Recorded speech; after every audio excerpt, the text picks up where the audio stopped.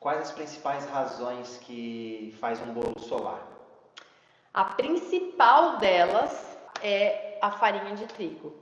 Se eu já fiz todo o processo da minha massa amanteigada, por exemplo, já bati minha manteiga com açúcar, já coloquei meus ovos e agora é a minha parte de colocar a farinha de trigo. Aí eu taco toda a farinha de trigo lá com o meu leite e deixo minha batedeira batendo lá ao infinito e além. Sempre que a gente bate demais a farinha de trigo em contato com o líquido, ela começa a criar glúten. Quando a gente começa a criar o glúten, né, desenvolver o glúten, porque o glúten ele já existe na farinha de trigo, mas quando a gente começa a desenvolver o glúten dentro da massa do bolo, a gente sola o bolo. Ou é isso, ou é uma receita de proporções erradas.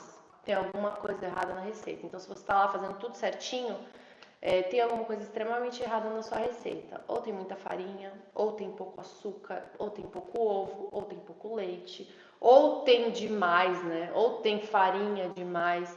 Então, assim, sempre prestar atenção nisso. Ou tem líquido demais. E aí a gente entra aqui no assunto fermento. O fermento, ele nada mais é do que bicarbonato de sódio com algum ingrediente ácido, que normalmente é cremor de tártaro, e amido de milho. Então a gente tem esse fermento e a gente tem o bicarbonato de sódio. Qual é a diferença entre um e outro? O bicarbonato de sódio, ele é ideal para usar com ingredientes ácidos. Então, por exemplo, eu tenho aqui um bolo com iogurte, um bolo com buttermilk, um bolo com cacau.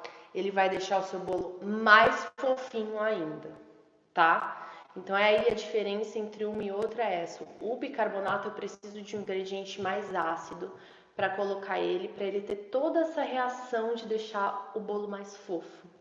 Então você tem que ter o balanceamento correto do fermento também. Então, taquei fermento, o que vai acontecer? Você vai colocar o bolo lá no forno, ele vai crescer demais, vai explodir e depois vai cair todinho.